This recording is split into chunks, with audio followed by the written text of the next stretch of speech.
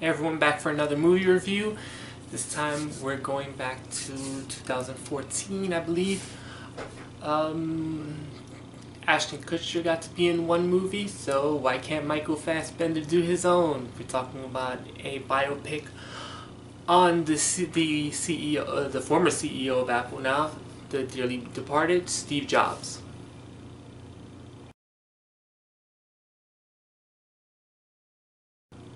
Steve Jobs is the biopic, obviously, of Steve Jobs, but instead of like most biopics where it goes through his whole life, this only takes place within 3 release dates and 3 important releases for the PC. The movie starts in 1984, where it's the release of the Macintosh. Then it skips to 1988, where Steve Jobs had been outed from Apple and he decides to make a computer called the NEX. And then the final act takes place in 1998, where he introduces the iMac. While all these things are happening, there's a story about him and the former CEO of Apple called John Serlich, played by Jeff Daniels, a computer programmer named Steve Wozniacki, played by Seth Rogen, and there's this whole other thing about his daughter, and then it's all put together by Kate Winslet's character, who's called Joanne Hoffman, his publicist, I guess she is, and her trying to help Steve Jobs, played by Michael Fassbender in this movie, focus on the release dates and how everything is set up. It's kind of an interesting way to set up a documentary, since this isn't going through his life, it's just going through 3 different phases and how it coincides with 3 different release dates for important products for the PC.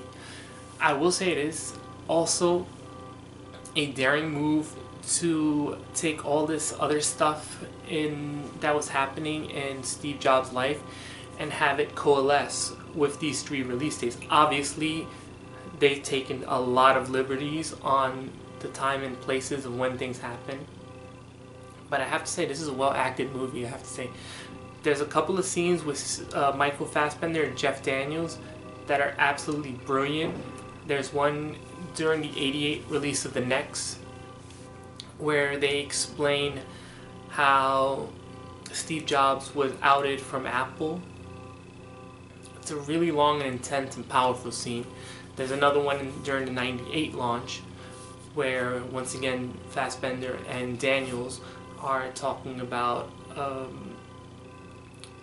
how Fassbender got to be how he is and how he dealt with the fact that he was an adopted child. There's also very much some scenes with Seth Rogen and Fassbender, especially in the '98 release, where Seth Rogen is fighting for recognition and Jobs will refuse to give it to him. This is a very gripping movie for something that's just really a lot of talking heads. It's literally going from scene to scene and having people speak to each other, and then various flashbacks showing in to fill in the pieces. It was also kind of, I like how they have everything the day of these launch titles, and then once Steve Jobs has to make the presentation, it stops there and we get B-roll, we get footage from the media on the results of what happened, and then we would jump to the next launch day. So we never actually saw Mr. Jobs or Fassbender do the presentation. There was a lot of talk, a lot of this and that, and then right when he goes on stage, that's where the scene would stop and we would get B-roll. Fassbender plays Steve Jobs really well. You can really see the wear on him. You can see his motivations. I have to say, Seth Rogen, even in a very straight role, no comedy, he was very good in this movie as well, surprisingly, and I'm not a huge fan. Kate Winslet as Jonah Hoffman, she was really good too. if I had to say, Jeff Daniels is really, really good. I liked him. He really got his acting prowess out there. If I was to say anything bad about it, I would have to say that the whole story arc with Steve Jobs' daughter, really, it felt like it was added way too much. It didn't feel like it was necessary for this movie.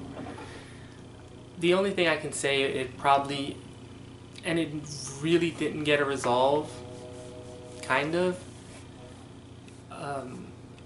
I don't know if it was unnecessary, but it felt like a little bit too tacked on, especially the stuff with him and his daughter by the name of Lisa, her mom. I didn't know if it was necessary or not. Other than that, though, it was really good. It didn't, like I said, for a talking head movie, it didn't feel long, and this was about 2 hours and 10 minutes. But it was really good. The scenes were, like I said, Fassbender acting in this movie was excellent. I would go out of my way to see it. Other than that, that's pretty much it. I would say this is definitely better than Jobs, the Ashton Kutcher version. And it was very daring for them to just do it around the whole movie around three launch dates. So I give them the props for making it that compelling, and just to be handcuffed by having everything take place more or less in a building, or more or less in a bunch of rooms and a bunch of people like walking around talking to each other. This is one of the better movies, I'd have to say. So if I was to give it a score, probably 7.7. It's really good. Nothing spectacular, but solid acting all the way around by the cast. That's it for today. Later.